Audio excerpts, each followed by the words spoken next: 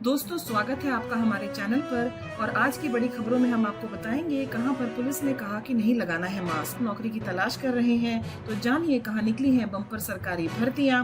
किस राज्य में 1 जुलाई से शुरू हो रही है 12वीं की परीक्षा, हम आपको ये विस्तार से बताएंगे। कि किस देश में दोबारा लगाया जा सकता है लॉकडाउन, और वो कौन से धार्मिक स्थल हैं जहां लंगर और प्रसाद बांटने के लिए होम मिनिस्ट्री से मिल गई है इजाजत। आप सभी का स्वागत है हमारे। बढ़ते हैं पहले खबर की ओर। कोरोना के बढ़ते मामलों के बीच सरकार ने कर्मचारियों के लिए जारी किए नए निर्देश। रखना होगा अब इन सभी बातों का ख्याल। देश में कोरोना के मामले जो हैं तेजी से बढ़ रहे हैं, इसलिए पिछले कुछ दिनों में दिल्ली समेत बहुत से ऐसे राज्य हैं जहां कोविड-19 के मामलों में उछाल देखने को मिला है। सरकारी कर्मचारी भी इसकी चपेट में आ गए हैं, लिहाजा केंद्र सरकार ने अपने कर्मचारियों के लिए दिशा निर्देश जो है वो जारी किए हैं। सरकारी निर्देश के अनुसार अब केवल वही कर्मचारी दफ्तर आ सकते हैं जिनमें किसी भी प्रकार के लक्षण न हो। अगर कर्मचारी को सर्दी, खांसी या बुखार है तो घर पर ही रहना होगा। इसके अलावा कंटेनमेंट जोन में रह रहे अधिकारी और कर्मचारी घर से ही काम करेंगे। जब तक उनका इलाका जो है वो कंटेनमेंट जोन से नहीं हट जाता, तब तक उन्हें घर से ही रहकर काम करना है। वीडियो में मैं आपको आगे बताऊंगी कि वो कौन सा राज्य है जिसने 1 सप्ताह के लिए अपने बॉर्डर सील कर दिए हैं। आ जाते हैं अगली खबर पर, और अगली खबर है दिल्ली से। अरविंद केजरीवाल ने बोला कि दिल्ली में कोरोना जो है वो बहुत तेजी से फैलने वाला है। कोरोना के मसले पर अरविंद केजरीवाल की प्रेस कॉन्फ्रेंस हुई और दिल्ली में तेजी से फैलने वाला है कोरोना वायरस, ऐसा कहना है दिल्ली के मुख्यमंत्री का।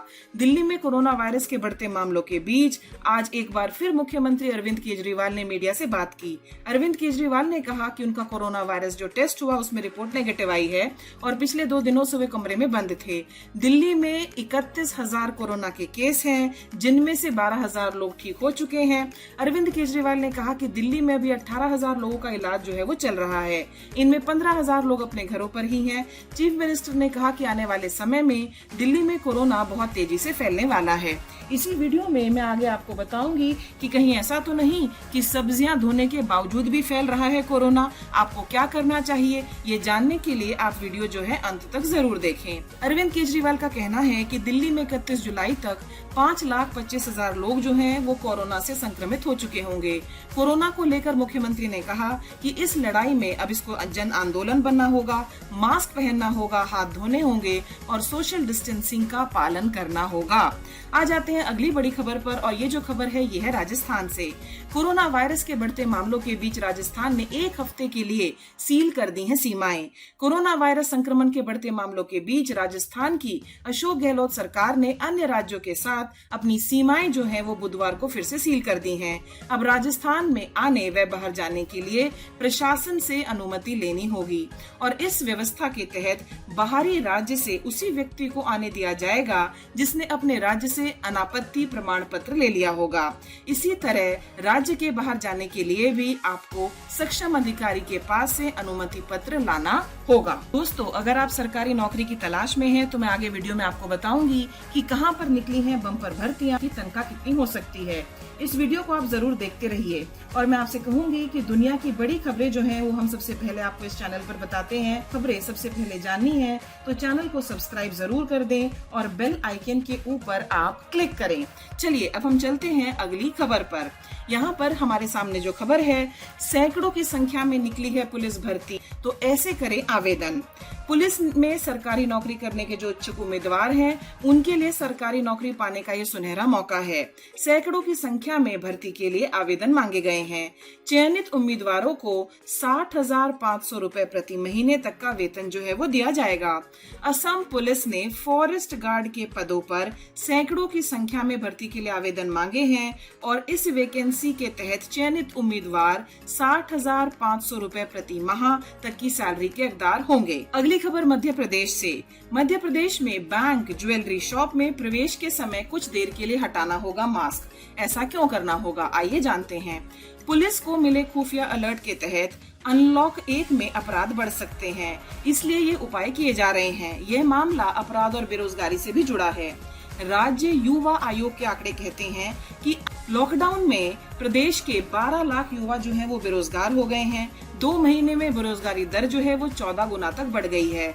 मध्य प्रदेश में पुलिस मुख्यालय ने ये निर्देश दिए हैं कि लॉकडाउन खुलने पर सुनार की दुकानें, शोरूम व नकदी लेन देन वाली सारी लोन कंपनियों के दफ्तर में प्रवेश करते समय व्यक्ति को अपने चेहरे से मास्क हटाना पड़ेगा, ताकि वहां लगे सीसीटीवी कैमरे में उसका जो चेहरा है वो रिकॉर्ड हो सके और दुकान या कंपनी में अपना काम निपटाने के बाद फिर से सीसीटीवी कैमरे के सामने उसे मास्क लगा दिया जाएगा।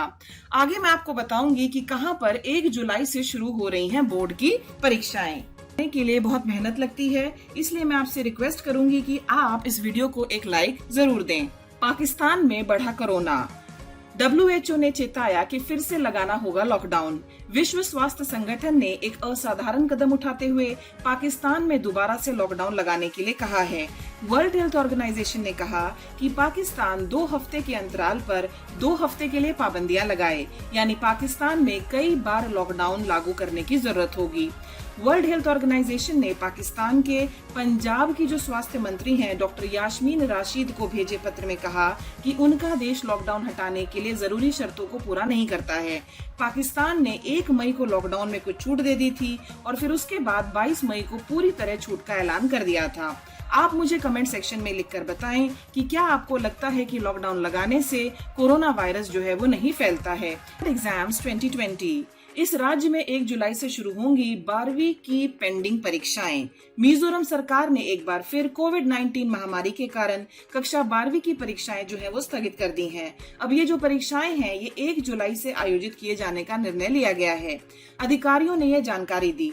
गौरतलब है कि कक्षा 12वीं की कला, विज्ञान और वाणिज्य के कुछ विषयों की जो परीक्षाएं हैं वो 1 अप्रैल को स्थगित कर दी गई थी और बाद में 16 जून को आयोजित की जानी थी। लगभग 4700 छात्र अर्थशास्त्र, रसायन विज्ञान, समाजशास्त्र, कंप्यूटर विज्ञान और गृह विज्ञान की परीक्षाएं नहीं दे पाए हैं। अधिसूचना में कहा गया है कि कक्षा 10वीं के लिए कंपार्टमेंट परीक्षाएं भी जो हैं वो 1 जुलाई से ही आयोजित की जाएंगी। आगे की वीडियो में हम देखेंगे कि कहीं सब्जियों और फलों से न हो जाए कोरोना।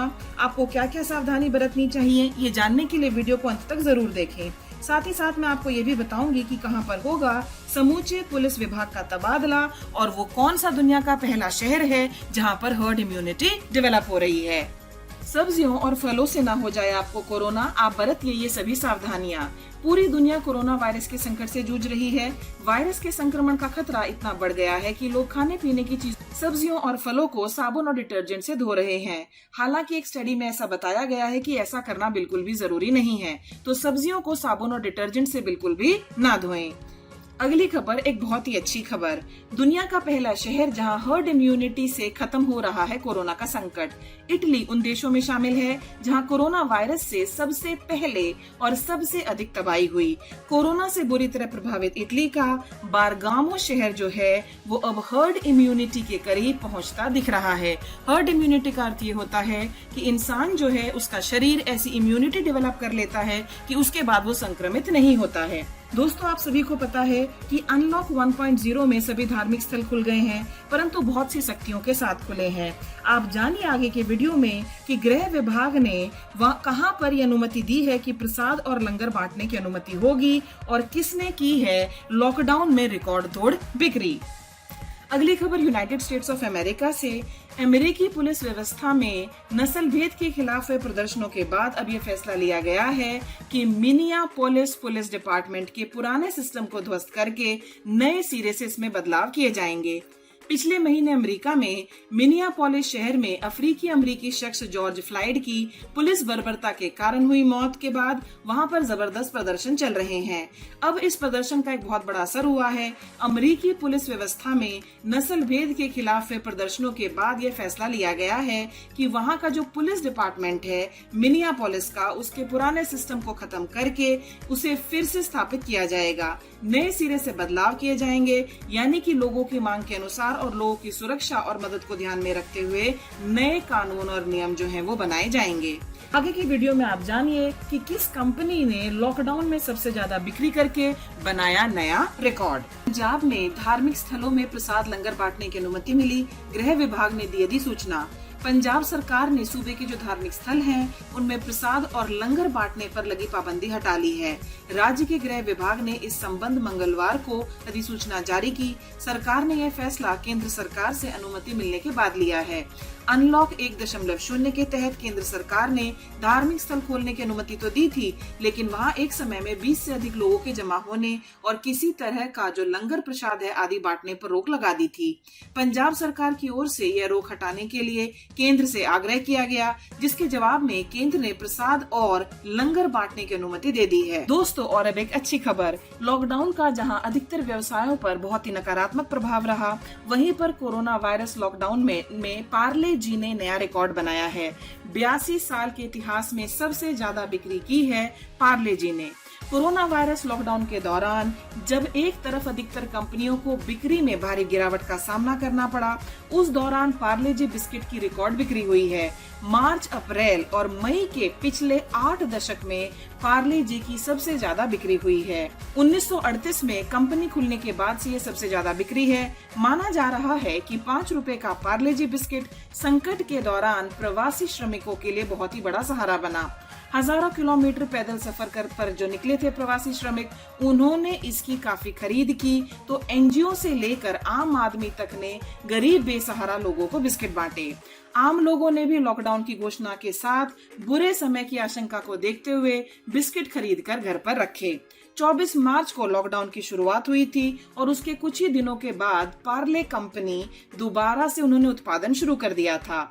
इनमें से कुछ कंपनियों ने अपने कर्मचारियों को लाने पहुंचाने के लिए ट्रांसपोर्ट की भी सुविधा दी।